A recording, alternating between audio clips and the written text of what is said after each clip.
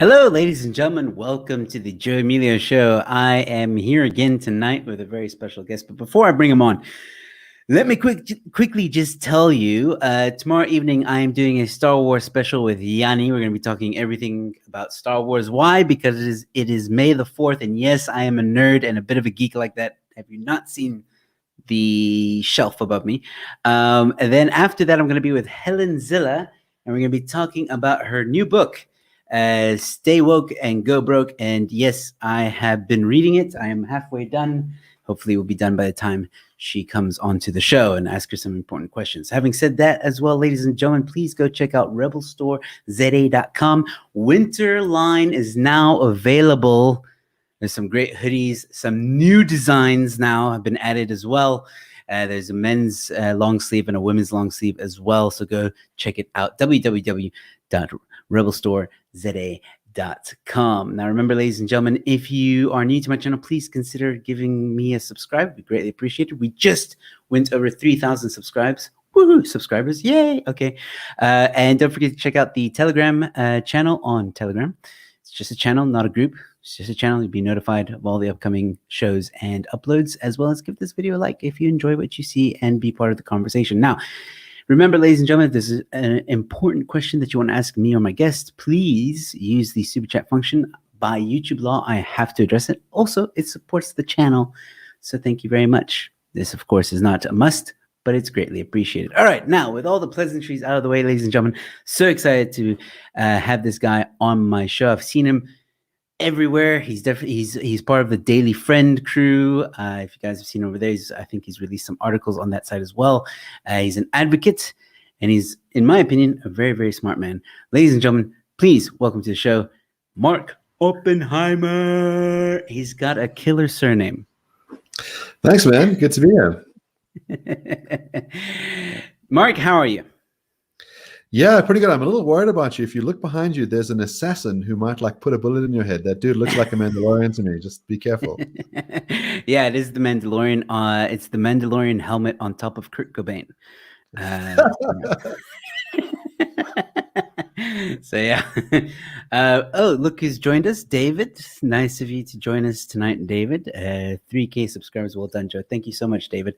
And Jen's Inflatables, some familiar faces have joined us tonight. So thank you guys so much for tuning in. All right, so we were chatting just before we went live, and I kind of gave you a kind of synopsis on where I stand on the whole freedom of speech thing, right? And I think it's evolved, or that term its definition has evolved, and maybe not in the books, if I can put it that way. Like, I think the definitions pretty much stayed the same legally for a very long time.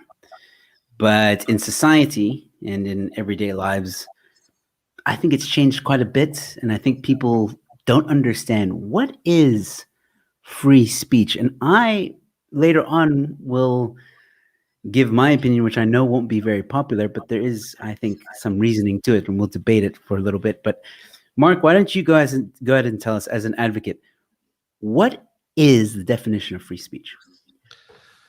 Okay, so let's start off with the South African Constitution. So that's our foundational document. And it grants very generous rights to free speech. So it talks about artistic creativity. So not just like paintings and works of art and dancing. It would be the creative process itself that's protected. It specifically talks about media freedom. We come from a past where you had strong state censorship and interference with the free press. So that's guaranteed in our Constitution. Academic freedom as well. One of those things that I think is quite consistently under threat at the moment. I think academics don't feel like they're free to do the kinds of research that they would like to do, or that there are very severe consequences for writing about certain topics, but that's guaranteed in our Constitution. We do have limitations in our Constitution about free speech. So there are a few that are explicitly mentioned. So propaganda for war, the incitement of imminent violence, and then our hate speech clause. And the hate speech clause says it's advocacy of hatred on one of 4 grounds: race, gender, ethnicity, and religion, and that constitutes an incitement to cause harm. So let me just unpack some of that stuff. So you'll notice that for these caveats of things that do not count as free speech. So the idea is, in other words, literally, it's if the free speech is an apple, there's a bite taken out of it. Okay, and so it's not part of the right itself. All of those things point at harm. So war being the most extreme form of harm. Then you've got violence, and that it must happen immediately. That's sort of imminent violence. And also you'll note the word incitement. So it's not this sort of woke line of, silence is violence and your mere presence is a violence and words are a violence.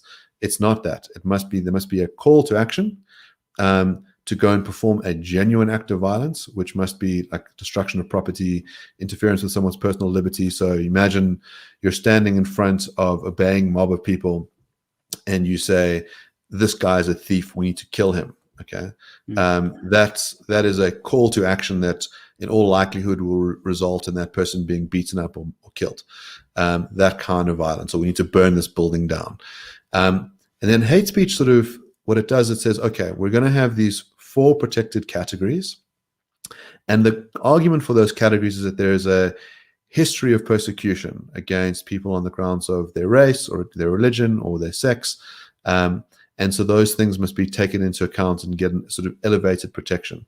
So we remove imminent. It doesn't have to be the harm is going to be now, but it is not a direct harm. It's not using a racial epithet against someone.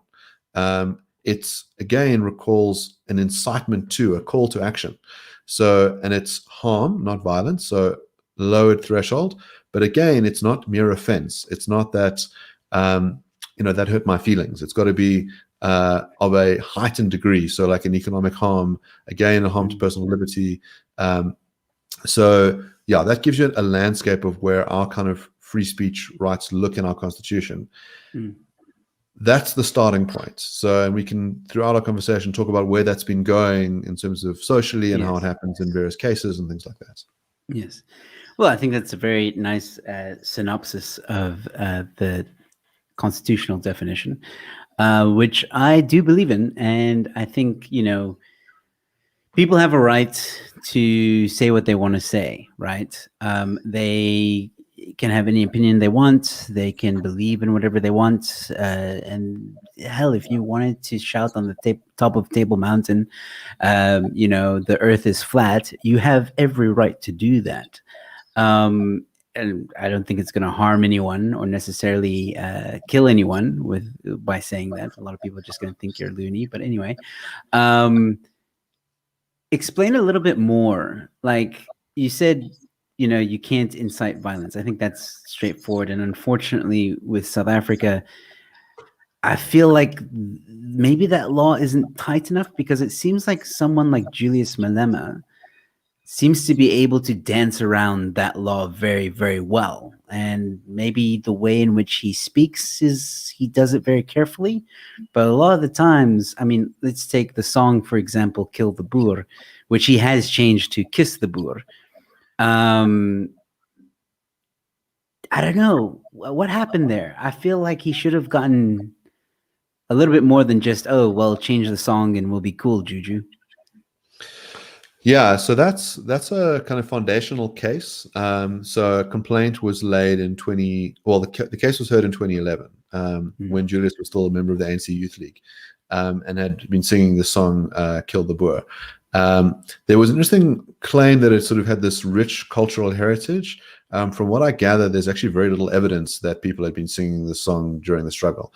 There's evidence of a guy, I think it's Peter Makaba, who had used the slogan Kill the Boer, but the idea that there was a song seems suspicious. But it strikes me as, and the court found that was hate speech. The court made a finding saying, when you're calling for a particular ethnic group to be killed, that's just an obvious case of hate speech. But did also say context matters. So in other words, it does seem to be different where you say it and under what conditions. So let's say, for example, it was an historic song and you have a museum where you're playing struggle songs. You might think in that instance, in the museum case, it's very unlikely to be doing any actual inciting. If you're at the rally, which is where Malema was, then you are calling on people to go and commit murder. It is definitely an inciting action. You don't actually have to have the murder occur. The question is, was there incitement? Were you trying to captivate people's minds to perform an action? Interestingly enough, so there was a finding of hate speech against him at the time. He then, as you say, changed the lyrics of the song. There was no demand from the court to say change the lyrics. He sort of said, well, I'm going to be clever and say kiss. But what he does do is he says, and the remainder of the lyrics are still there, which is he says shoot to kill, Yes. And he kind of mouths like pow pow sounds while with his hands in the air doing this kind of thing with guns. It's obvious to me that what you're saying is kiss these people with bullets. So I think a lot of people think that hate speech is about certain words or strings of words being banned. That's not how it works. What you're trying to do is assess the meaning of a term, and so, if I say we should exterminate the juice, right? And you say, you mean orange juice? I go, no, well, you know which juice I'm talking about. The JOOs.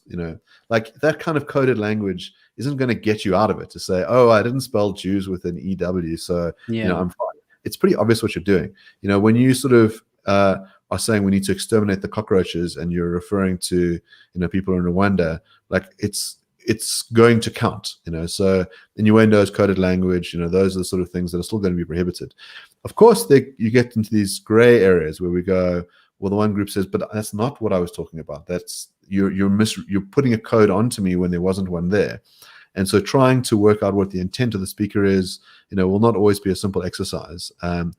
But our law does try and take, as I say, context into account. There is a recent judgment from the Constitutional Court on the Rights Assemblies Act. So where basically the idea is that if you call upon people to commit a crime, that itself is a crime. And the EFF challenged that. So to say it's unconstitutional and it's a restriction of free speech, and they lost. So the act has been held up by the Constitutional Court. The qualifier they've put in is to say it must be a serious crime that you're calling people to commit. But the specific facts that underlie that case were the EFF calling for people to invade land. And the court has made it very clear that an invasion of property rights would count as a serious crime, and calling people to be killed would be a serious crime. So we basically await the NPA to continue their case against the EFF and Julius Malema on that front. Okay, so that's still being discussed, in other words. Yes, in other words, the Constitutional Court has made a finding about the validity of that law, and so that settles that question. The criminal part had been paused, but is now unpaused. Okay. All right, cool. Well, Flip, I hope they get something like more than a slap on the wrist. All right, so that is interesting. All right, cool. Because I think it's important that people understand what is hate speech and where is the line. And while a lot of people say that they do know, I don't know, social media and people that you talk to really don't know the difference. And I think this is going to lead into something we wanted to talk about as well, is society at the moment. You've got the wokies, you've got the social justice warriors, you've got this cancel culture, all that stuff. Let's very carefully okay, I'm not going to use my example, but I know of people that have been canceled because of an opinion. Just an opinion. Whether they like it or whether society agrees with it or not should be irrelevant, but it's an opinion. All right. And it almost feels like right now that the woke and these far left social justice warriors, anything you say that is not aligned with their ideologies or opinions, then you must be eradicated from society. You must be torn down. You must lose your job. You must just be exiled, basically. The modern day versions of basically being stoned in public and shamed. Do you think there's a way to fight this with freedom of speech? Yeah, so that's why we've been talking about free speech as a right, okay? And we often think about exercising that right against the state. So the idea is that if you've got a private newspaper and the state starts like dictating what they're entitled to publish or actively censoring, their work, we think that a free speech right has been infringed. And what's complicated for us to say is, well, what's going on in these cases? Someone's expressed a view, it's been deemed unpopular on Twitter, and now there is a bang mob trying to have this person's career ended, or to have them imprisoned or reported to an equality court and those sorts of things. So I think that you want to have a culture of free speech, and a culture of free speech, as you say, is about trying to tolerate opinions that are different from your own.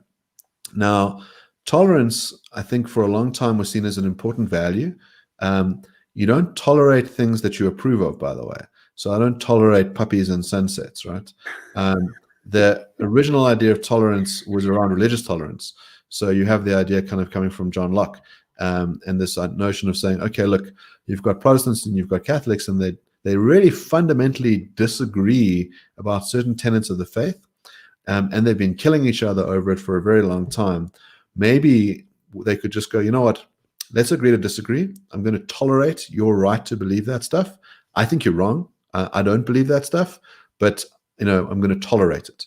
And it's the same thing with all sorts of other kinds of opinions and beliefs. We go, I think you're wrong, but I don't think what you're doing is causing any real harm in the world. So, for example, the flat earther, I think we ought to tolerate flat earthers. I don't think you should be trying to persecute flat earthers. I think they're wrong. I do think they actually serve a valuable purpose as well. So you may know the work of Peter Boghossian. So he's written a book called How to Have Impossible Conversations, and he ran this academic hoax. Yeah. And so he invited Mark Sargent, one of the lead flat earthers, to come and give a lecture to his class. And the advantage of doing that is say, okay, look, everyone in this room believes the earth to be geoid shaped. Okay, and we all think the earth is not flat. Let's hear the other view. And we can now engage in this interesting exercise to try and work out, why do we believe what we believe? So, John Stuart Mill had this notion that you don't suppress false ideas because they're useful to have around in the marketplace, because you can sharpen your sword against them. You can go, you know what, maybe I believe certain things as an article of faith, and now that I've had to really think about it, I have to find evidence for it. And now I feel stronger in my view because I've now got evidence for it. And maybe occasionally you'll change your mind. Maybe you'll say something heretical like Galileo did, and say that, maybe the earth isn't at the center of the universe, and that's an heretical thing to say, but you were right. So we want to be able to have a society where we can change our minds. There were many things that were seen as completely and utterly taboo. So let's roll back 100 years. Okay. You said women should have the right to vote. Okay. That was a hell of a contentious thing in 1921, right? That was a big deal to say. That was a revolutionary thing to say. Okay. Yep. Very controversial. People said it. They marched for it, and they got the right to vote. Okay. If you said black people and white people should be allowed to get married and have children, that would have been seen as a hell of a controversial thing to have done in South Africa, up until pretty damn recently as well. If you'd said 20 years ago we should have gay marriage, that would have been seen as deeply immoral, to some even nonsensical, the idea that people of the same sex could metaphysically get married, right? These are controversial ideas. People spoke about freely, and people changed their minds, and societies changed their minds. That's one of the things to remember about the value of free speech. What we find is that, as you say, really the sort of censorial drive stems from those on the left. And the left used to be seen as the free speech kind of movement, right? I mean, the free speech movement in the 60s comes out of Berkeley. It's seen as a left issue. And now these guys go, well, we won. So actually, we don't really want to hear the contrary views from you. So shut the fuck up. And, and if you say the things that we don't really like, we're just going to punish you. And that's a problem, right? The point of these values around free speech is that, it's not just a useful tool that you can then just throw away. And the problem that I think the left have is that they've thrown it away. And so now you have conservatives saying, well, Jesus, there's no one else to stand up for free speech, so we have to. And you really want this to be a thing that both sides of the aisle agree on, that free speech is important. Yeah. No, well, again, free speech is definitely important. I mean, I fear for the kind of world that we might live in, in the near future, where only one set of ideas and opinions are accepted. I don't want to live in a world where where everyone thinks the same and everyone has the same opinion and everyone has the same ideas, and that's not a way to live. Some of the most interesting conversations, like even I've had on this channel, come from people who I disagree with on some things, and I've never understood this notion of you like vanilla, I like chocolate, and because you like vanilla, I'm gonna hate you now. Like, that doesn't make sense to me. And to twist it and say, well, because you like vanilla, that's hate speech now. That's also very warped, and I think a dangerous way of thinking. And it feels to me that some people are accepting this. Some people are saying, like, well, maybe it is hate speech to have a different opinion. What do you say to that? Yeah, so I'm very, very concerned about us watering down hate speech. As I said, like, I think you can talk about a broad category of, let's say, offensive speech or disreputable speech, and but I think hate speech must be seen as narrow. The thing with hate speech is it has a certain kind of valence, right? We think about hate speech and we think about Rwanda, we think about people being hacked to death. You think about Nazi propaganda and people being pushed into ovens. If we lower the threshold of what counts as hate speech, but we keep the level of moral disdain up, we've got a mismatch, and that's a danger. So if we just turn everything into hate speech, and I mean, to give you an idea of how our norms have shifted, I think there are things that people said 2 years ago that would have been seen as quite progressive and are now deemed as deeply hateful.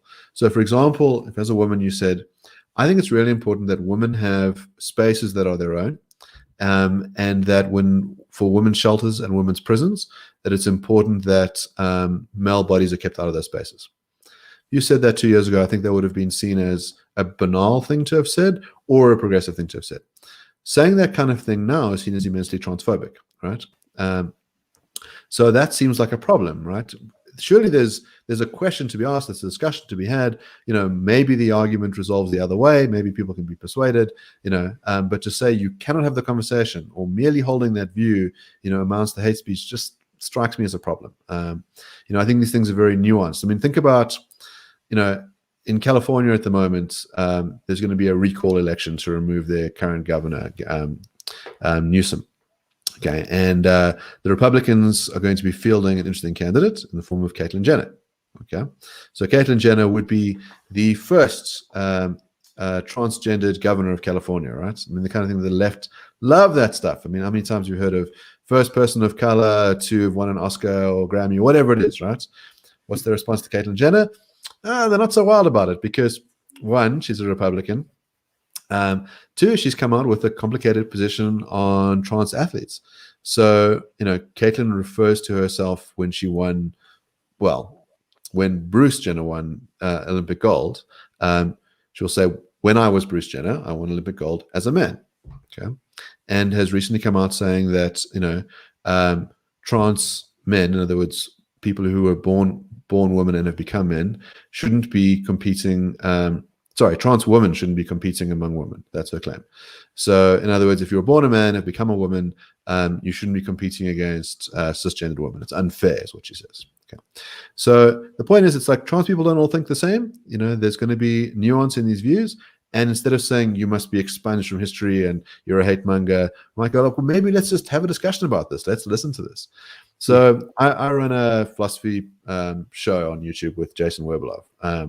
And on Brand Nevat, we've had like 50 guests, and we on purpose disagree with our guests. We try and disagree as much as we can because we think that is the best way to find out what is actually true. That if we're all just nodding along and saying, oh, that's so wise and that's so brilliant, how much progress are you going to have? If I feel like I've had a really good episode when the guest says to me, I haven't thought about that objection before, and maybe I might need to revise my position. Like, that is a beautiful moment for me. I'm like, we have together furthered knowledge. Like, we are trying to shift paradigms here. Like, that is what you want. You want people to disagree, and you want to disagree in the right way. We disagree politely. I mean, I've had people across the political spectrum on my show. I've had guys who are extreme libertarians to extreme like anarcho-communists. And we speak very civilly, and I can say, I think you're totally and utterly wrong on this, but we can do so politely. I must go check out some of those shows. It sounds exciting. Oh man, yeah. Look, I agree with you on that. I agree with you on everything that you're saying so far, and I think I'm going to start a little bit of a frenzy now, because we're going to get a little bit philosophical on this topic. As some of you would have noticed, I titled this "The Myth of Freedom of Speech." Because in my opinion, there is no such thing as complete freedom. Yes, we have the right to do things. We have the right to have an opinion. We have the right to speech. We have the right to vote. We have the right to, movement. We have the right to all this. Okay, some people would argue in South Africa at the moment because of lockdown, not so much. But you know what I mean. People have fought in the past, in our history, in human history, across centuries and civilizations, for the right to be able to, again, do certain things, vote, etc. Right? And the right to speech, I think, is what we should start terming it, not necessarily freedom of speech, because there isn't really, in my opinion, true freedom in its purest form. Means you are free to do whatever it is you want to do, and you shouldn't fear consequences, and you won't necessarily be held accountable because you're free to do what you want. Here's a very good example. Let's say I kill someone, all right, because I have freedom to do so, right? I kill someone. I also have the freedom to leave the country. There's no law that says, like, in a completely free society where people can do whatever it is they want to do. And this is extreme. This is very, very extreme. I could leave the country because the laws kind of fall away. If you want true freedom, laws fall away. But we can't, as human beings, we can't live that way, because it would be absolute chaos and people would be killing each other, and there would be no rule of law or any kind of sense to the world. So I'm not advocating for complete freedom. As a matter of fact, I'm saying, yes, we have the right to certain rights, certain things that we can do, but there needs to be a limit. And the same with speech. We have the right to speech, but there needs to be a limit on that freedom of speech. And I think the word freedom is actually diminishing the meaning, or the what used to be regarded as freedom of speech. Like you said, 20 years ago, 30 years ago, it was different. Certain people couldn't say certain things and do certain things. And back then, freedom of speech meant a whole different thing than it does today. Okay, let's try and unpack some of that stuff. So I suppose let's think about that term freedom. So am I free to go back in time? I would think no, I'm not. It's impossible. Okay, I'm not free to fly, for example. Okay, so there's certain things that because it's impossible to do it, you might say I lack the freedom to do it, but it's not a lack in any meaningful sense. I don't think I'm necessarily worse off because I can't do those things. So we are restrained by material world that we live in. Okay. The other kinds are these, when we're talking about moral freedoms, I think John Stuart Mill talks about, one should be free to swing your fist the edge of my nose and no further, that we should have mutually compatible freedoms.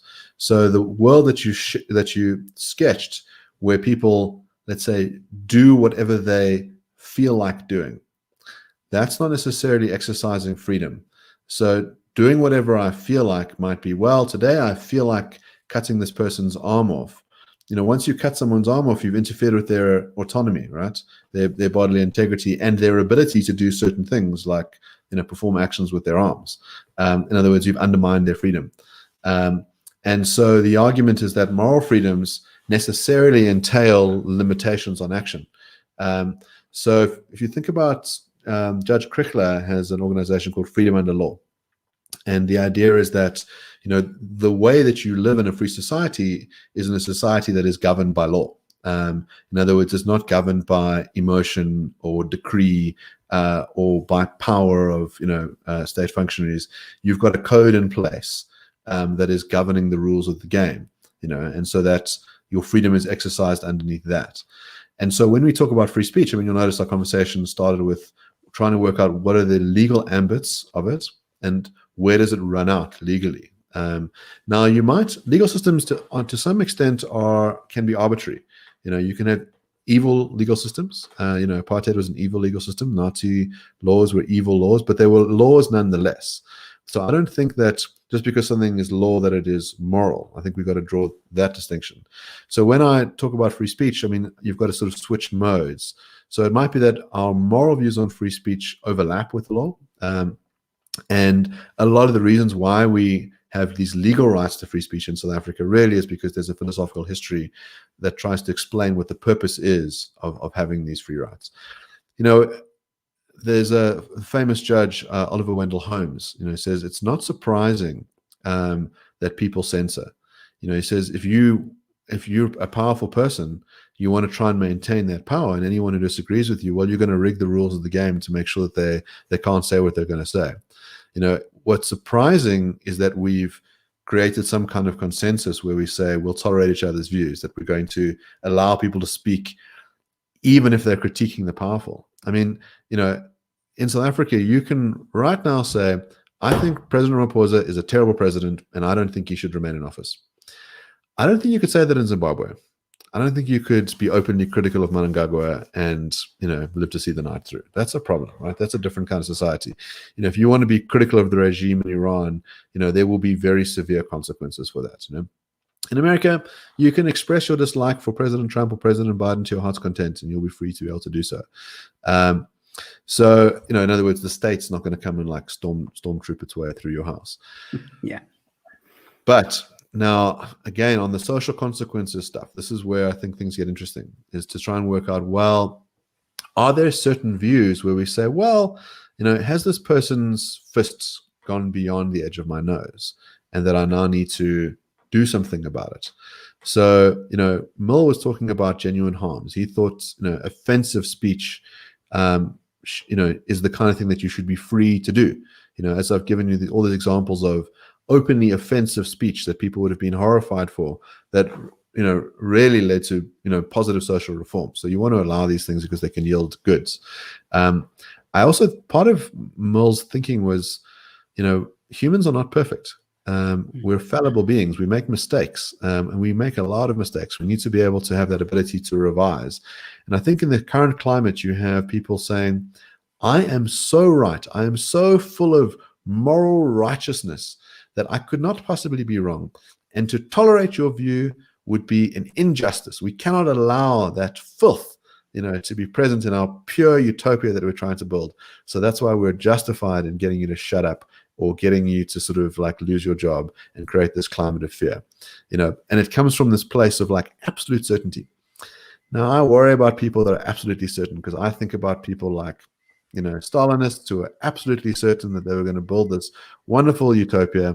And, utopia is just one bullet away. It's just, 100 million dead people away. That's the problem with those utopian regimes. Yeah. No, absolutely. I think, all right. So to maybe explain a little more, I'm seeing a lot of people commenting and saying a lot at the moment. If you want to be able to see the comments, you can on the right side. You'll see there's a comment section. You can just click on it and see all the comments. If there's a lot of people saying a lot right now and talking about freedoms and rights and stuff like that. And the one comment I actually really like, and to a certain extent do agree with. Where is it? Is oh, it's just, here we go. From I'm sorry if I butchered this name.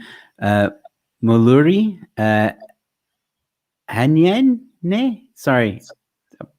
Very good at pronouncing names. Freedom cannot exist without law. And that's kind of what I'm saying. And also saying at the same time, I don't like the word freedom. Like, that's my issue here, is like, because certain people that you've just mentioned, those ones that say like, yeah, I'm so certain about what I'm saying and blah, blah, blah. They hold on to that word freedom and use it as a weapon. That's what they end up doing. And they end up warping that word to justify their agenda in, for example, taking you down or shunning you or whatever the case may be. And that's my problem, because if we look at the word freedom, it just doesn't align, I think, with where we stand today. I think we've learned a lot, as you said, as human beings. We reassess, we revise, and I think the right to speech, or I have a right to speak, I have a right to say what I want, I have a right to opinion, I have a right, which is laid out in the Constitution. It's there. But I just have a problem when people use the word freedom as a weapon to say, you know what, I have freedom of speech, so I can say what I want to say, and that trumps your opinion because your opinion is wrong and mine is sound. That's my issue, and that's why I say that there's this myth of freedom of speech because some people have warped that definition to suit their narrative, if that makes sense. Yeah, so I think a couple of things. I think you don't want to get too caught up on particular terms. I think precision in language is important, but I often want to understand, one of the classic philosophers' tools is we say, what do you mean when you use that word? We sort of sound like 5-year-olds. We just go, what do you mean? What's that about? And once I unpack what the person means, then I can say, all right, let's just translate the terms. And I think what's happening often when someone says, I have the freedom to speak, they just mean I have a right to speak. So in other words, there's no actual disagreement. I think the other thing about freedom where there might be a controversy is there's a philosopher, Isaiah Berlin, who wrote this famous essay on positive and negative liberty. Okay, so the idea of like a negative liberty is you say, I have freedom when people don't fuck with me. Okay, so basically it's the kind of don't tread on me, non-interference stuff. Okay, I have this piece of property, and for me to be free, you need to not steal it, you need to not burn it down. I have bodily integrity, don't stab me, and when I write things, don't burn it, don't destroy it. It's that kind of negative freedom. All right. Then you have positive freedoms, and positive freedoms are this idea, well, in order to lead the life that I want to lead, I need some stuff. Okay, so it's all very well to say, well, you and I are as free as Bill Gates to go and buy a Ferrari, but we can't afford the Ferrari, so we're not really free to buy the Ferrari. So positive freedom means you need to give me a bunch of things, okay? And it creates an obligation. As soon as I have a right to stuff, someone's obliged to give me that stuff. So, I then have a right to, free education or, medical aid or whatever it is, whatever you think that sort of set of basic resources are so that I can lead the life of my choosing, a full autonomous life. And on some level, I think, people think there's something good about this idea. In other words, we have subsidies for a bunch of things. In other words, there are people who would die were it not for public healthcare. They just can't afford it. And so you might think that as a society, it's a good thing to have. But of course, it comes with a cost because the person who can't afford the healthcare, well, they got the healthcare, which means someone else paid for it, right? Which means it was extracted from them. In other words, you interfered with someone's, negative freedom to get the money. Now, one of the classic arguments about why you might want to live in a society where you have these sort of basic social services available is that it is a more harmonious society. That the wealthy benefit from a society that's stable. They're not worried about marauding gangs of people who are trying to steal things so they can survive. And so it's to our mutual benefit. So yeah, those that are interested in those kind of things, I'd recommend like looking at someone like John Rawls and social contract theory. But yeah, these kinds of freedoms, the problem with if you take positive freedom very seriously, and you think that we should all have the same positive freedoms, then you're really heading towards a communist state. We must all have the same outcomes, the same stuff, and we can strip people of their resources to attain this positive freedom. Yeah, no, I agree with you there. Which is not good. Communism has never worked out for those of you who may not know. We just need to try it again properly. Come on. We'll just roll the dice. If we kill another 100 million people, at least we know. Don't be so negative, Joe. Come on. Stop being such a Debbie Downer. Yeah, because South Africa is doing so well right now. We got electricity all the time. The social grants is doing well. People are living. Cuban doctors who are imported as slaves. Yeah, because our medical system is doing so well. As like we're top of the food chain. You're an American, right? Like when you were on the beaches of Miami. I mean, you just saw all these Americans like jumping in lifeboats and just getting as quickly to Cuba as they could, right? They were like, I can't wait to flee this neo-imperialist, capitalist shithole country so I can live in the utopia run by, the Castro brothers for the last 50 years. I just can't wait, right? That's what it was like in Miami, right? Absolutely, yeah. You couldn't count You them just fast got enough. stuck on your boat. You were trying to get to Cuba and you wound up on our shores instead. That damn Pacific current, man, it's too strong. No, I think, yeah, man, communism. That. We'll leave that for another conversation. See, I think your fans get it, right? Real communism TM has never been tried. yeah, from Krista. Yeah, man. Okay, yeah. Like I said, we could talk about the socialist state another time. Yeah, look, I don't want people to think that I'm advocating against freedom of speech. That's absolutely not what I'm trying to do. I'm just trying to, have a discussion where we need to be able to define this properly. And again, what I worry about is that people using that term to warp it, to win an argument, or to justify their agendas and all that, I think is very dangerous, in my opinion. And I think one of the best, as much as I hate it, because I do, like I have quite like a little bit of followers on this platform, and I hate it, but I keep it because it's useful in some ways, is Twitter. And Twitter has got to be one of the most, caring, lovely, open spaces where you can exchange ideas freely. There's censorship like no end. I mean, especially on social media, not just Twitter, social media, Facebook, YouTube, even. There's a lot of censorship happening, and then the debate of freedom of speech starts to rise up again. Oh, why can't we say this? But then there's always that argument of like, yeah, but the private companies can say and do whatever they want, which is also true. That's also fair. That's also true. Let's but I pause will there say for this a little bit. Like, let's think about that notion of you're a private entity, you can do what you like. Okay. Well, I think okay, this is where we need to peel apart the kind of moral question from the legal question. So imagine that I go and buy every print that exists of Star Wars. Okay, so I own this stuff. I have the copyright. I have all the physical copies.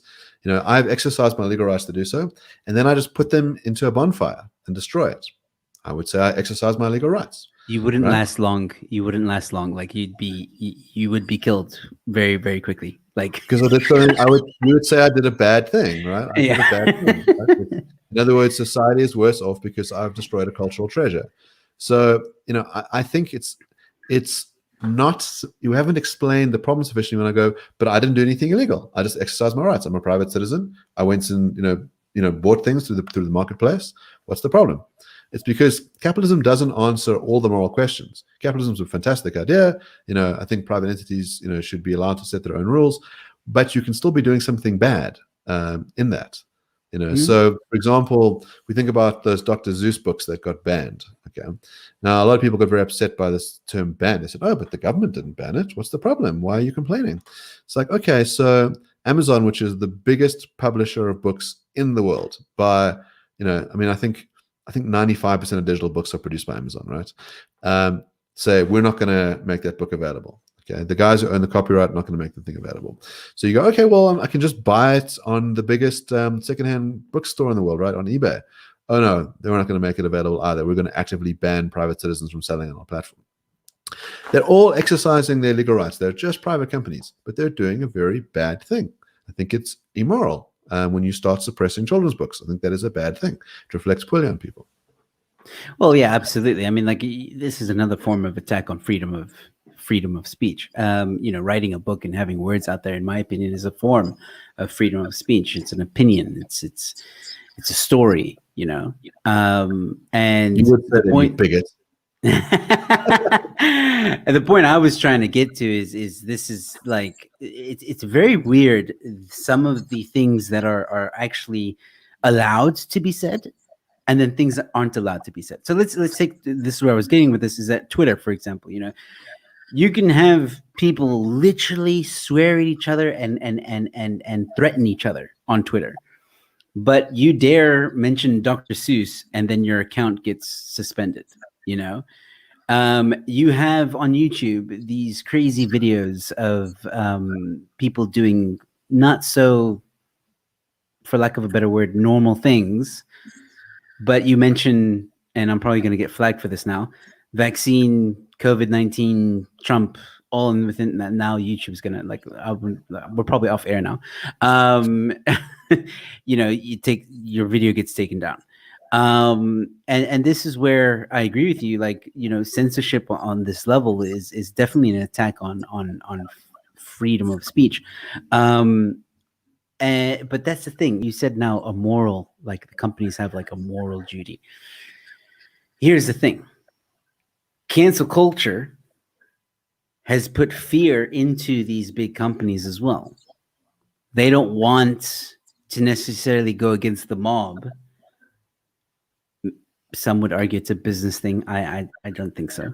But some would argue that, some businesses have been affected by the cancel culture mob, and that's a problem. And a lot of people think that, like, if these corporate companies would have just stood up against the cancel mob, then maybe it wouldn't have been as bad as it is now.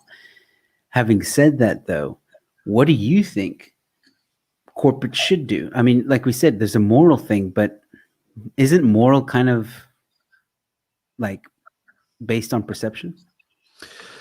No, so I think in other words, when I talked about people who have a sense of moral righteousness, and I think we can equivocate with the term moral. In other words, some people go, well, I have my own set of beliefs and opinions about the world. Those are my morals. I'm a moral realist, so I think there are things that are actually good and bad that are kind of baked into the fabric of the universe. So, for example, I think if you pluck out a baby's eyeballs, you have done a bad thing. And I don't think that's just a matter of opinion. I don't think it's like, well, like in some cultures we pluck out the baby's eyeballs and others we don't, and it just depends on the culture. I think there are things that are objectively bad. I think there are going to be things where we can have a really good debate about it, and we can say, well, this seems like a gray area. This is complicated, So, but I think there are going to be certain things that we have a very good moral framework for. So the kind of Cook's tour quickly. There are the rights-based frameworks, like that stem from Immanuel Kant. There are those that are about consequences, so utilitarian ones about suffering and pain. There are those about agreement, so like the social contract idea that we came up with. And then there's those that are about virtue, about character. So Aristotle's sort of account about being wise, being kind, being honest. And so those are the kinds of objective moral theories that I think people can have reference to. And one way to check whether something is immoral is to run it through the gauntlet of those different theories and see how it comes out.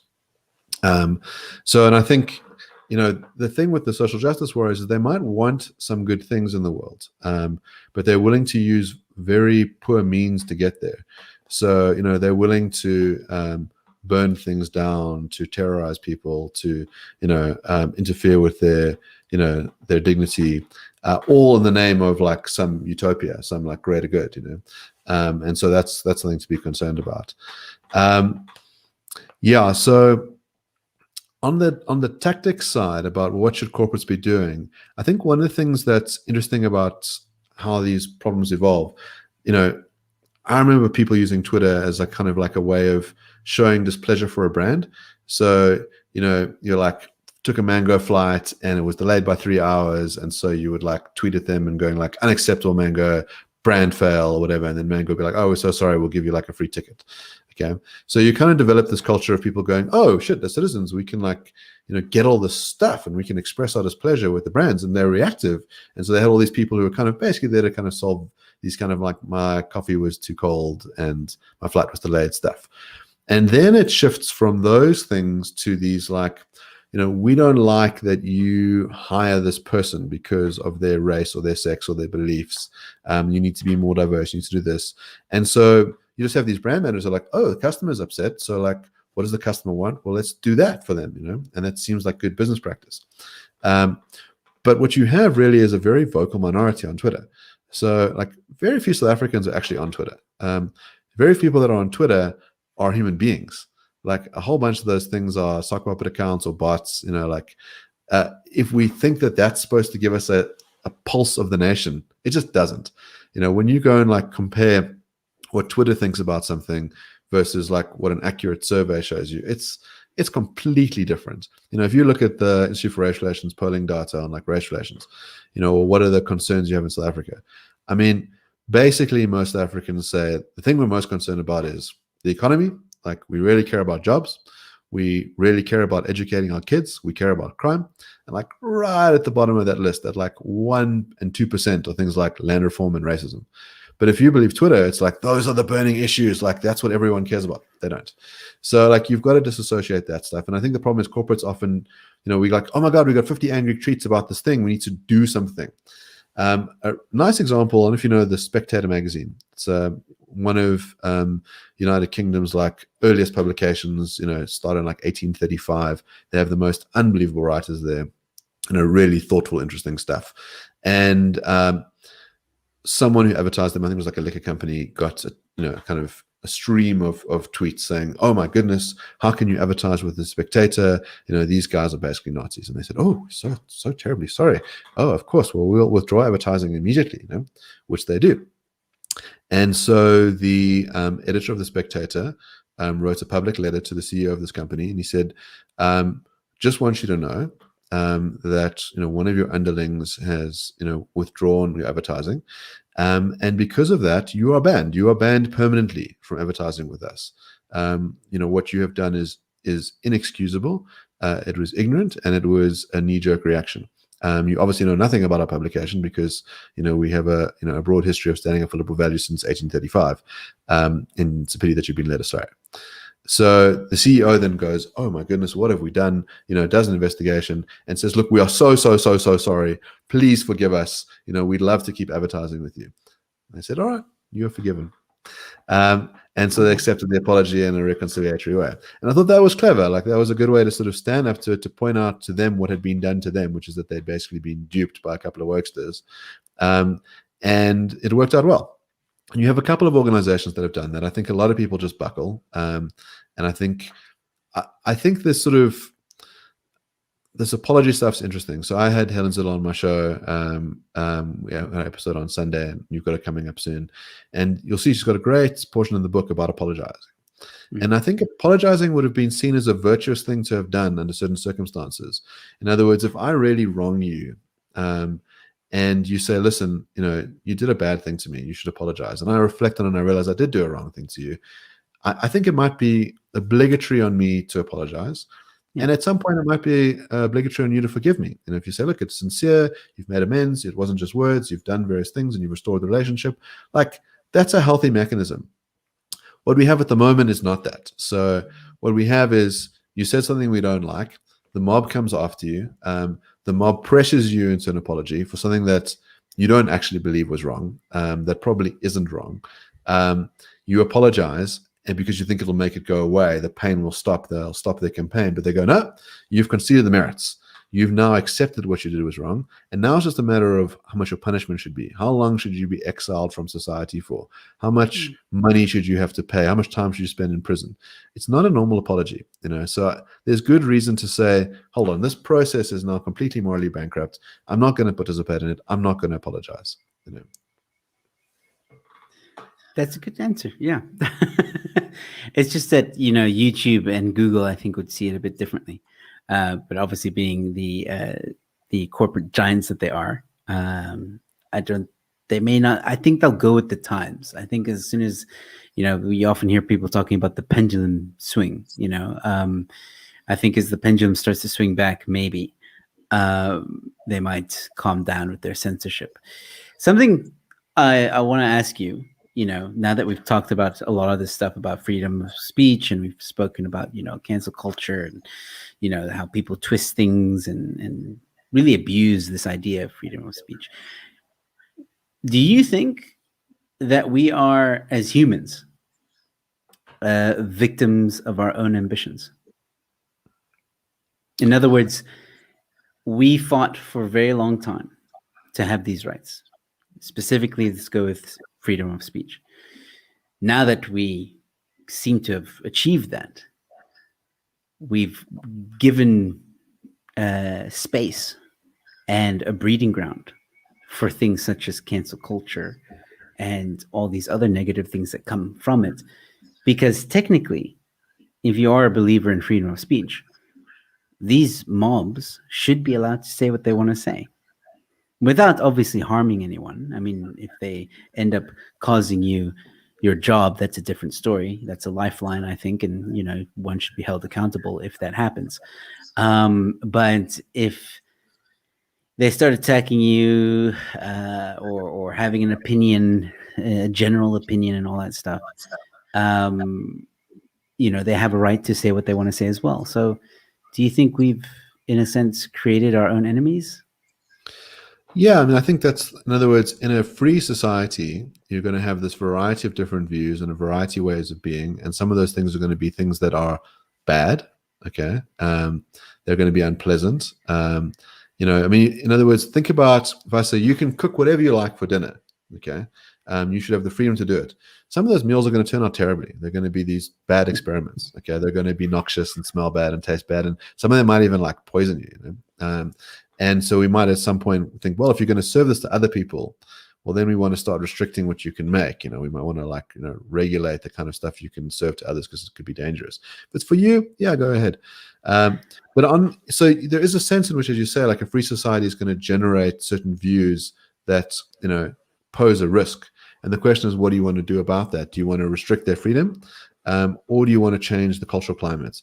So, my feeling is, you want people to be able to say outrageous things, to express a variety of different ideas, but you want to create a climate where people have a level of tolerance. In other words, the kinds of stuff that you should not be tolerating are when someone acts out violently. In other words, when someone is, engaged in genuine mob activity, burning things down, threatening people's lives, those sorts of things are a problem. I think what you also want is a culture of people having a backbone, and also being able to call out some of the call out culture. So in other words, it's now seen as this, virtuous thing to say, so-and-so said a bad word and, they should lose their job and they should be punished for that. You don't have many people saying, really? Like, why are you picking on this guy? Do you have any relationship with him? You seem to be some stranger on the internet. Like, what's the purpose of this? What good are you trying to achieve from this? You don't see too much of that kind of discourse going on. So I'm not saying like you should fight fire with fire, and like, my worry about using your enemy's weapons is that you turn into the thing that you despise. So I think it's dangerous to go down that route. I think you want to try and, there's an asymmetry problem. So, you'll find, let's say, but like people that are classically liberal and people that are conservative, they disagree with each other about a bunch of things, and they can disagree quite politely. They walk away from a conversation going, I think you're wrong. I think if you try that with someone on the left, they go, I think you're evil and I'm not going to talk to you. And, your rationality is tainted by, years of colonialism and whiteness and whatever else. And so we're not going to engage in this way. And that becomes a problem. So now we're like, okay, we can't actually talk to each other because the rules of the game have shifted so dramatically. And yeah, I'm not quite sure how you kind of change the climate on that. Yeah, look, I think morally, we go back to that moral dilemma, and then what we should do morally is again, like you said, don't fight fire with fire, but maybe hopefully through enough discourse and conversations, the other side or whoever it is you're arguing with and the cancel culture will realize the errors of their ways, and the pendulum will swing, and society moves on as it has in history before. I was having a discussion with a friend of mine about this whole pendulum swinging, and he had an interesting theory. Instead of the pendulum swinging back to normal, the pendulum will actually split. So you'll end up having like lefty, or whatever you want to call it, the leftish liberal kind of institutions, and you'll be going to like that when you go to this cafe, it's like a liberal thinking kind of cafe. It leans towards that. And then there's conservative cafes and conservative venues and conservative, so they think a certain way and stuff like that, which is kind of happening. I mean, even with YouTube being the giant that it is, through its censorship and through its stomping on freedom of speech, it is in a way created other platforms. There's Odyssey now, which is gaining a lot of momentum as a secondary place to host your videos, and it uses blockchain technology as well. So I guess only time will tell. I don't think there's a real answer to that question. Yeah, I mean, I think there's a couple of interesting things. I had an interesting conversation with Ramon Cabernet. So he wrote a review of Helen's book, and he says, it's very hard to persuade people with pie charts and evidence. Yeah. That the thing that the left's very good at are these compelling stories. So if you think about, how much has happened because of the killing of George Floyd, right? You had, it's a dramatic moment. You have people watching someone have the life snuffed out of them by a police officer, right? It's hits you emotionally. So that kind of moment, if you wanted to try and get your agenda done, so you've thought about how you want to defund the police and how you want various reforms in place, you can leverage off that emotion in a way that's so much more successful than saying, like, let's have a look at the data and let's have a look at the evidence, right? When people are feeling things, they don't want to be persuaded through reason. It's very hard to reason with a crying child, or the spouse that you've just cheated on, right? I mean, she's too angry with you to kind of like have the conversation. So these are the kind of things that I think are important to think about. But you don't have to actually persuade everyone. So I think that there are certain people where it's unlikely that you're going to, persuade an Antifa person, but I think there are going to be people that are a silent majority, who are sort of sitting there, like kind of looking which way to go and looking for a signal and might be open to being persuaded. I think a lot of people really just act in their self-interest. So they just think, I don't want to do a bad thing. I don't want to do the thing that's going to get me in trouble. So I'm just going to play by the rules, and whatever the rules are, I'll kind of go along with it. And so some of it is about shifting the incentive so that people feel like emboldened to, to speak their minds, to say sensible things, that we kind of remove some of the negative sticks that are floating around. And, that might take some time. I mean, one of the worries, as you say, is we think, oh, well, the pendulum will swing back the other way and things will calm down. The line I often say to people is, no matter how bad things get, they can always get worse. There's sort of, I remember chatting to Gwen and Gwen about 5 years ago about this stuff. We ran a show together, and I said, like, surely this sort of fees must fall stuff is peaking, and like, people are going to come to their senses. She's like, we're in for this crap for 10 years at least, and I have a feeling that she's right. I think it's a long haul thing. It takes a while. You got to keep the good institutions going. You got to, sometimes it's a matter of like just trying to hold the line, against some of the lunacy, and sometimes it's about like, gathering more territory. I think these kind of things are really useful. I think having open conversations, really useful. I would imagine that many people are watching this are going, you know what, I hadn't thought about that before, and yeah, that's a good view, and maybe I've changed my mind, and they can do that in the privacy of their own homes. I think, one of the other things that I've noticed is that the mainstream press have kind of not lived up to their ordinary obligations. This sort of stuff that they're covering, and so a lot of people who would never have watched the YouTube channel before go, but I'm not getting it from the SABC. I'm not even getting it from like the private news guys, but I am getting it from these other channels, and it's refreshing for them. And so, the fact that you've got 3,000 subscribers in a very short period of time gives you a sense that people like want to hear the stuff. Think about what Ramon's done, or Ronaldo, or David and Sarah. They're all creating these like really interesting discussion places. Yeah, no, absolutely. Again, I think it's only time will tell what will happen. I think that there is a certain. Well, let me ask you this. Do you think there is an attack on freedom of speech? Because we could say that, yes, but at the same time, from what I understand from you, no laws are changing, unless I'm wrong. Well, so we have our speech is kind of largely regulated by the Equality Act. The hate speech provision has been found to be unconstitutional by the Supreme Court of Appeal. I argued a case for the Constitutional Court taking that line as well, that the act is unconstitutional, that it intrudes into the free speech rights. We're waiting for judgment in that matter. So there is actually a move to amend the Equality Act now, and in some quite concerning ways. It's going to greatly change the meanings of words like equality and discrimination. It's going to remove intent as a requirement. So one of the proposed definitional changes will be that discrimination is when you unintentionally cause prejudice to someone or interfere with their dignity. And on wait. Sorry, I have to be clear on this. They're changing the definition to, in other words, if you even mistakenly say something offensive or whatever, a genuine mistake, you can be charged for it. Is that what I'm understanding? Exactly. So in other words, it specifically says we remove intent. Okay. The question becomes, was there an interference with the person's dignity, or were they prejudiced by the action? Or it says act or omission.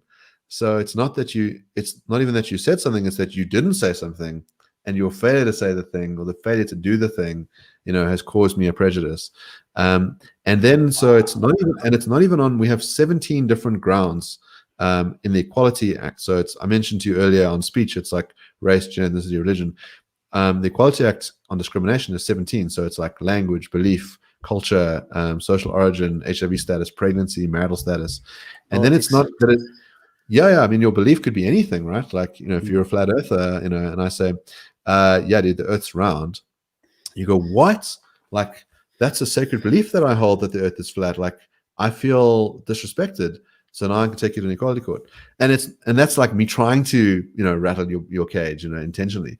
If I said unintentionally, imagine I take a globe to work next to the flat earther and he now feels offended, and I didn't even know he was a flat earther in the office. So, I mean, but won't this blur the law? I mean, this is obviously this is what you guys are fighting for, because you understand that this is going to blur immensely, like the amount of, oh my word, the wokies are going to have a field day with this. Totally. No, it's so dangerous and so crazy. So there's a public comment process, which this is a little complicated. So basically, people have up until either the 12th of May or the 30th of June. So to put in comments, so the general deadline has been the 12th of May, although there's an organization called 4SA who asked for an extension, which was granted to them to 30th of June. I'm doing some work for another organization, and we intend to try and make that a much broader thing. But yeah, it's a concern. I'll give you, here's a crazy case. Okay. So in America, the FDA, the Food and Drug Administration, has talked about instituting a ban on menthol cigarettes. Okay. Yes. And one of the reasons that they've given for banning menthol cigarettes is that they 80% of people that smoke menthols are African American, and also quite popular in the gay community. So they've said it has a disproportionate negative impact on these communities. And, in other words, people are dying from smoking cigarettes who are disproportionately black and gay. Therefore, we want to ban it. Okay. So in other words, and on our new proposed change to the law, it would count as discrimination to sell menthol cigarettes, okay, because it has this disproportionate impact on the grounds of people's sexual orientation and on the grounds of their race. Okay, but Al Sharpton, who is the famous Black Civil Rights campaigner, said banning these cigarettes is discriminatory because they are uniquely liked by African Americans. It's a very popular brand of cigarettes, and so much so that if you banned it, they would probably trade in them illegally, which would lead to more confrontations with the police and more deaths. So the ban would have this disparate impact on the grounds of race. So banning it and not banning it are both discriminatory. Now what? So you cannot in advance know whether your conduct is going to be a breach of the law because we've removed intent. We've made the term so broad that now both things count. Like, that's a problem. That's not good legal drafting. It's one of many problems with this amendment in Papuda. We should talk about it some later point. But I'd strongly encourage your subscribers to go and have a look at it's the Papuda Amendment Bill. Yeah, absolutely. Everyone, where is their website, or can people follow you on Facebook or something like that? Yeah, look, the bill is publicly available. I'll send you a link to where it can be found, and you can stick it in the description, I suppose. Great. Yeah. If people want to find me, I'd say the best place to find me is on my philosophy channel, which is Brain in a Vat. So we're on YouTube. You'll find all sorts of weird and wonderful conversations on a variety of different topics. All right. No, I'm just asking because, like, I think that's an important thing that people should get on board with, and definitely sign or put in their views or whatever it is they need to do. Send me the link and I'll do it as well. Because I was going to ask you, seeing as we're talking about, freedom of speech and stuff. And before I bring this up, let me also just give another shout out to David Onsara, because he's like, David Onsara, never heard of him. So he's never heard of himself. That's how unknown he is. Because he's a god among men, like, how can you really know a divine being like David Ansara? Ladies and gentlemen, you can see right there, David Ansara. Please go check it out and subscribe. He did an interview with Helen Zilla. It was very good. And he's done an interview with Marion Tupi as well. Go check it out and give him a subscribe and tell him Joe Emilio sent you. So very quickly, going back to freedom, because I feel this is important. This is an important one. All right. Because I'm a comedian. Okay, I rely on freedom of speech. Okay. And I feel, especially over the past maybe 2 years, with the current climate that's happening, not just in South Africa, but also the world, comedians can't be funny anymore. And I'm not talking about ability to be funny. I'm talking about we're restricted so much. I found myself the other day, just to give you an example, I was opening for Barry Hilton, and I was revising all my material and stuff. And I started looking at it from a wokey lens, which I'm embarrassed to say, and I hate saying it. But it's only because I'm so scared that if I say something, that these crazy people are going to come after me and find any little thing to, like, yeah, Joe's a bigot. Look at what he said. And I find it stifles my creativity as well.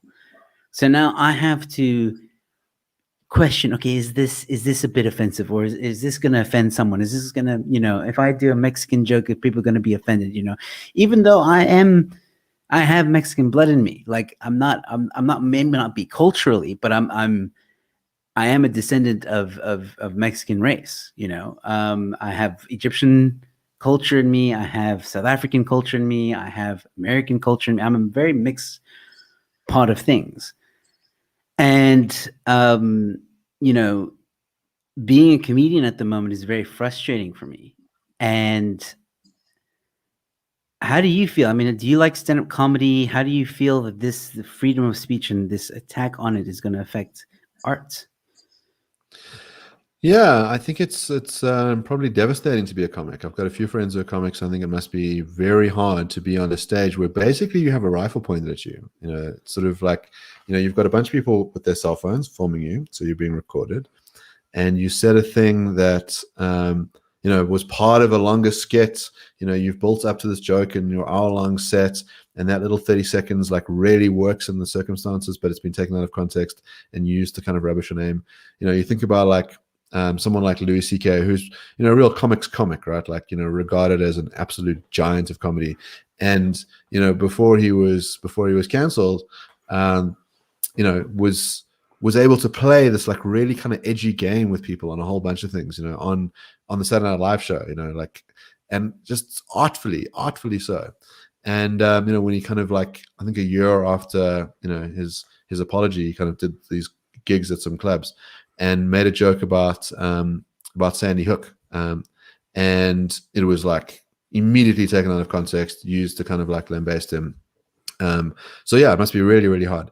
I think what's interesting, think about like one of the kind of golden eras for us when we were younger about like kind of edgy comedy was probably when Bush was in power, right? So you got this like arch conservative guy, and you have, you know, all this edgy comedy. You had all this kind of like, you know, stuff that was really pushing boundaries, the early South Park stuff. You know, a lot of stand up was like, you know, pushing the edge. You know, a lot of that stuff that we think now, like, oh, you probably couldn't say that anymore. And that's interesting. Like, I mean, if Bush was sort of seen as this tyrannical conservative, people could say what they like. You could say whatever you liked about Bush. That was fine. You know, I think, yeah, it's not clear that people feel like comfortable to sort of say what they'd like. And I think, you know, I've always thought that a stage is a very sacred place. You know, that if you're a comedian or an actor and you're getting up there, like, this is a place away from reality. Like, we're saying, like, we're stepping out of our ordinary lives, we're going into this darkened room, and we're going to play, and we're going to imagine things, and we're going to be not who we are, you know, and we're going to inhabit other worlds and other characters. And then, you know, when the lights come back on, we go back to reality. And, you know, this idea that we like must hold this person accountable for the problematic stuff they did on the stage, kind of nuts, right? That wasn't them. That's a persona. That's a joke. It's, you know, I interviewed David Benatar recently on the show, you know, and he was saying, you know, to me, like, he's written quite a bit on ethics of humor. He says people take jokes way too seriously, you know, and he's right. Like, you know, you've got to be able to like context shift. I have a feeling that there's a fundamental thing with people, that it's not just malice, it's an inability to understand humor. So I think to understand a joke requires being able to follow a kind of logical argument of sorts. Like, if I think about some of Germ's cartoons, they're really these like distilled, you know, logical games that are being played, where you're trying to create a dissonance. You're trying to create like some sense of like a, you know, like, that's odd, you know, and it's, if you can follow the line of reasoning and then you see the oddness, it's funny. And I have a feeling that some people on the left just literally don't have a sense of humor. They cannot follow the joke. They don't get it. And all they see are, you said a bad word, that's not okay, you know, that's broken the social convention. Or like, you know, like, everyone else is laughing, I'm not laughing, I kind of feel a bit left out, so like, maybe just shut the fuck up, you know. Like, I think a lot of that's what's going on. You know, I mean, what does work humor look like? You know, how funny are these guys? You know, like, you know, is anyone going, wow, man, like, incisive commentary? I mean, I used to read The Onion religiously, you know, like, such great biting satire. Like, I hadn't looked at it in about 5 years. I picked it up the other day, and not even a crinkle of a smile. Like, those guys are just terrified to say anything that could possibly be taken out of context, and maybe someone will be upset with me, so can't crack any jokes. You know, it's kind of sad. Yeah, it worries me, the current climate. You know, a lot of comics stay away from sex, religion, and politics. That's like, I've had a lot of conversations with a lot of comedians who say they just stay away from that stuff because, you know, they say the wrong thing or have an opinion. It's a problem. But yeah, I actually feel like their silence is violence, and their failure to address the burning issues around sex and politics just shows how bigoted you people are. You comedians who don't have the balls to stand up for social justice, you should all be canceled. It's disgusting. Hey, I'll tell you one. There's a few comedians internationally that I think are brilliant, and that's Ricky Gervais and Bill Burr, who have no qualms, they hold no punches, and they say it how it is, which I love, and I hope to And one Dave day. Chappelle, right? Dave Chappelle as well, of course, yes. He also, like, brilliant joke on you know, the whole transgender movement and stuff like that, and you know, comedy. You know, like, people get so offended. Like, so this big comic said a joke about transgender or about gays or about black people or about white people or Jews or whatever the case may be, and people get so bent out of shape. But it's because, and I think this is why there's an attack so much on especially comedy, is humor sometimes takes a situation and puts it right in your face. And while you laugh at it, it's still, you're laughing at the truth of your inner self, if that makes sense. And that's why comedy can be relatable. It's not just, sometimes, yes, there are these stupid jokes, dad jokes, and all that stuff. That's good times. But there are some really beautifully written jokes that put out society's problems in your face and make you think for a moment that, oh, wow, I actually don't agree with that, but people are laughing around me. Like you said, the wokie's not having a sense of humor, because that comic would have made fun of something that they believe in or they agree with, but everybody else in the audience is laughing at it, which makes them feel insecure about themselves because they're being shown a mirror. And And laughing is cathartic, right? I mean, like, you're not always laughing because you're endorsing, right? Like, you might laugh at things that are horrible. yep, That's part of it. It's those sort of like, those like kids with cancer jokes. Like, no one actually is, oh my goodness, it's so great that this kid has cancer and dies in the joke. It's that it's so horrible that it makes you laugh. It's about confronting those darker things. Humor can be like a really important solve for this sort of stuff. I think I was chatting to someone recently who was, being quite badly persecuted, at a university. And he said to me that it was the humor that helped him get through it. It was this being able to like have this gallows humor with colleagues where they could laugh about how absurd the situation was that got them through, and there's a lot to be said for that, right? And I think once you can't laugh anymore, things have gotten really bad. well, that's the thing, Mark. When I was growing up in Egypt, humor helped me. It was a very dark time in my life living in Egypt, and um, comedy helped me, and that's why I love it so much. So to see this attack on comedy where you're only allowed to talk about certain topics, it's like, no, I'm going to talk about these other topics that you don't want me to talk about, because comedy has always been that. Some of the greatest comedians, as we just mentioned, talk about those controversial things, um, but they do it in such a way where they don't punch necessarily down. But again, this whole punching up and punching down thing, that's also perception. It's the same thing as saying, oh, well, I'm offended by the joke.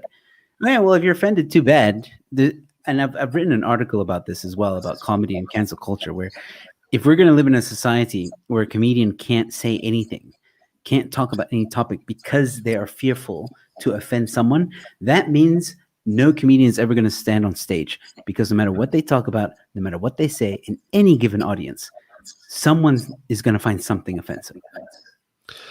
Yeah, totally. I mean, I don't know if you've ever read Fahrenheit 451. So it's Sounds this familiar. famous Ray Bradbury book. Fahrenheit 451 is the temperature at which paper burns.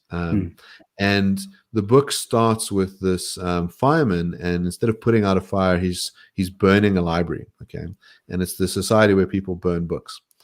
And so you sort of assume, okay, it's like 1984, like you've got this like kind of strong big brother figure, this imperial state that's sort of like destroying knowledge. And throughout the book, it becomes apparent that actually this has been triggered by citizens. And it starts off with one person saying, there's this one word and we find it really offensive, and can't you just cut that one word out? People say, you know what, yeah, I get it, we should be sensitive. And they go, yeah, there's this sentence, there's this paragraph, there's this book, there's this library, and that's the worry. Sort of once you start pandering to what people are offended by, and you accept as a principle that you can start banning content or removing content because someone will be offensive, it eventually leads to the full eradication. That's the concern. I think that sort of move to describe satire as like, lampooning the powerful is a distortion of what it originally means. It was about lampooning the foolish, and sometimes, foolish people, are down, they might be poor, they might be part of a minority group, but they're doing something foolish, and you should be able to make fun of it. And I think it's okay to be the butt of a joke. I think you think about why someone like Louis C.K. was such a good comic. He was the butt of the joke 80% of the time. Like most of the time you're like poking fun at yourself. You're building up this cred, where then you can start like poking outwards as well. And it's okay. Like, Stephen Fry said, so you were offended. So what? Like, Exactly. It's okay. Like you'll get over it. You'll be offended, and then the sensation will change. You didn't lose your fucking leg. Absolutely. I mean, even with my stand-up comedy, my one-man show and stuff, like I make fun of myself. I make fun of myself experiencing South African culture. I am in the whole show is about just ridiculing me, and it's a lot of and fun. There's a lot to make fun of with you, right? I mean, like there's so many look at me. jokes to make it your expense.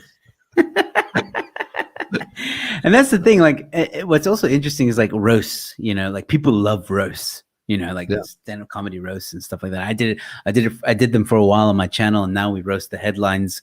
And for some reason, right?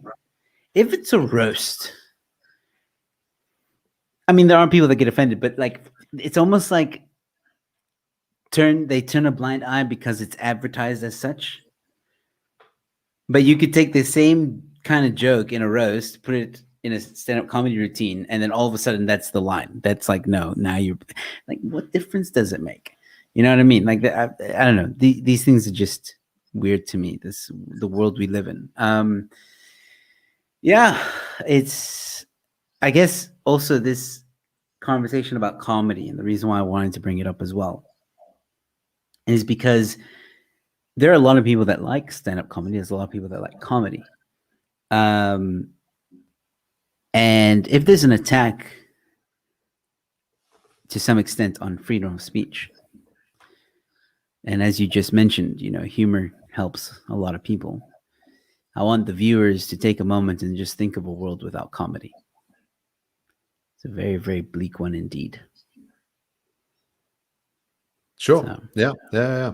I think what people assume is they think the stuff that I like will be fine. No one will ban my books or the comedians that I love or the shows that I think are funny. It'll be the other stuff, the stuff that's bad, that's offensive, People are very bad at sort of like seeing. They're banning Faulty Towers. Someone mentioned it in the comments earlier. Like, Faulty Towers now is being banned.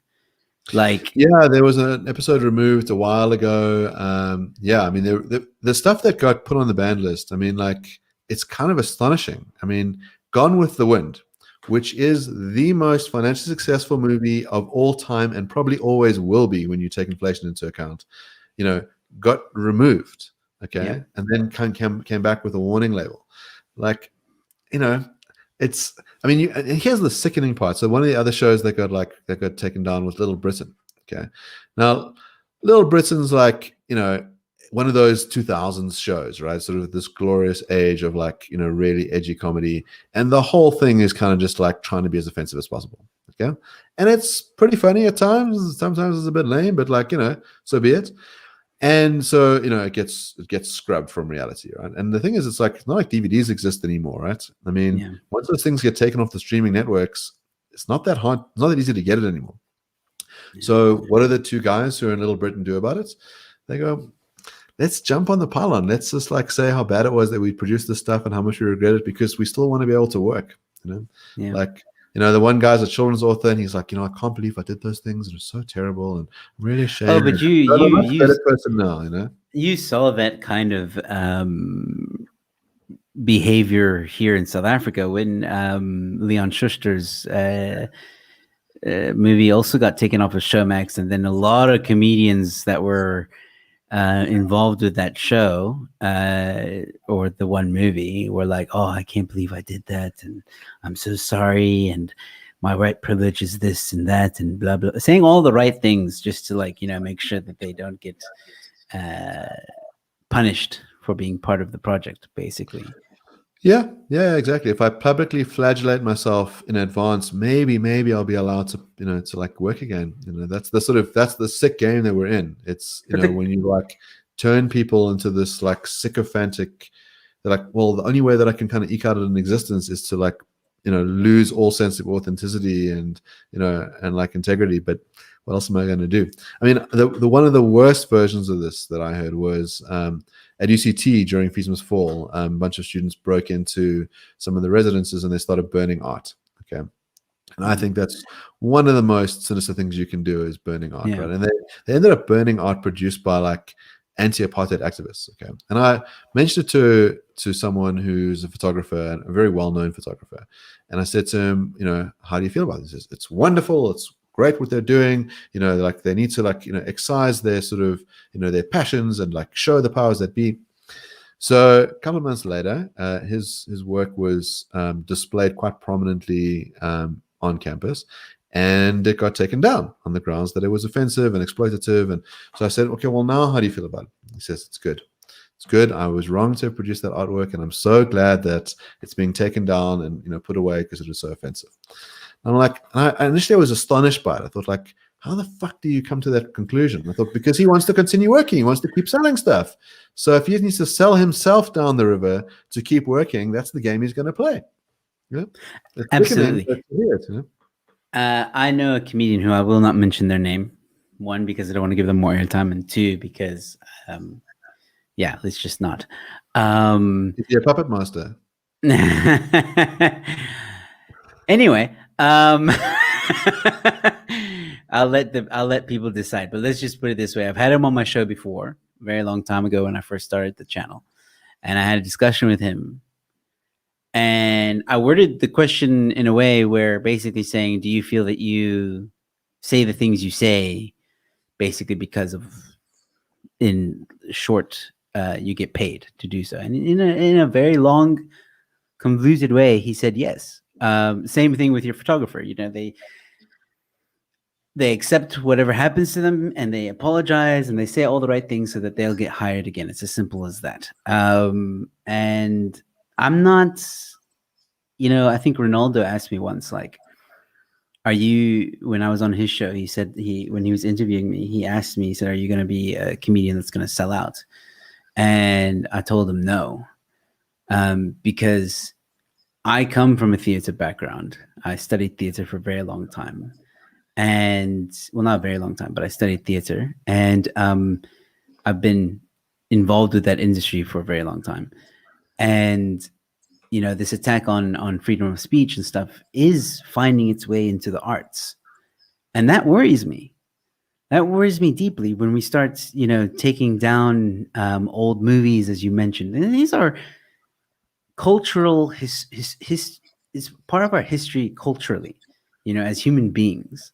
Yeah, okay, fine. In the 50s, 60s, things were said that aren't said now, but that also shows how we have progressed as human beings. But then you have the wokies saying that we're not progressive.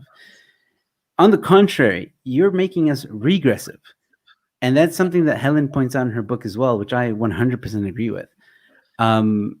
And yeah, these things should worry people. And I guess that's why I wanted to have this conversation with you as well, is like to get people to think about this stuff.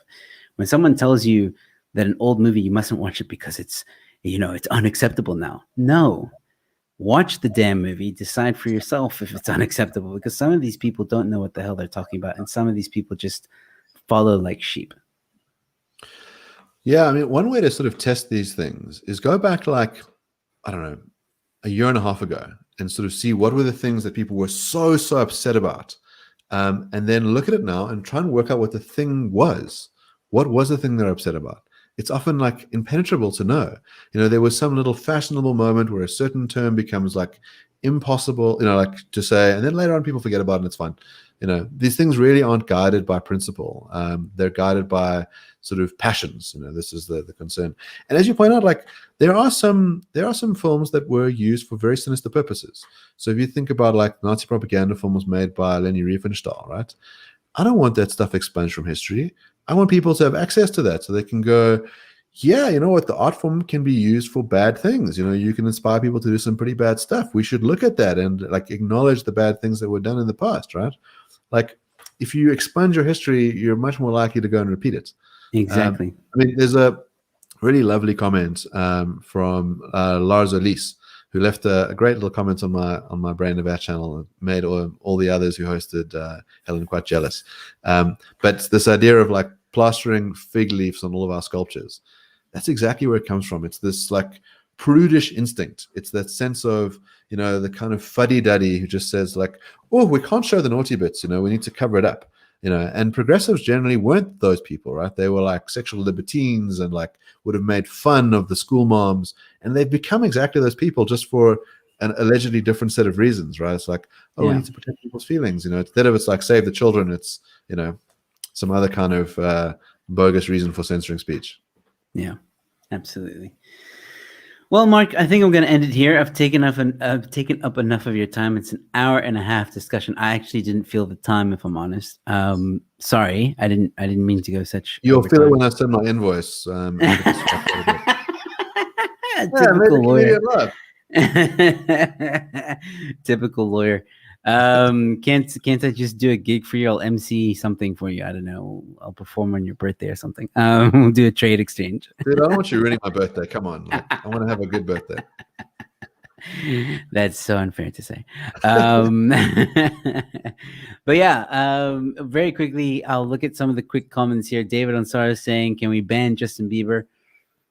He'll eventually get banned for something. All these celebrities eventually get banned, or people try and cancel them for some odd reason. They tried to cancel Eminem, didn't work out.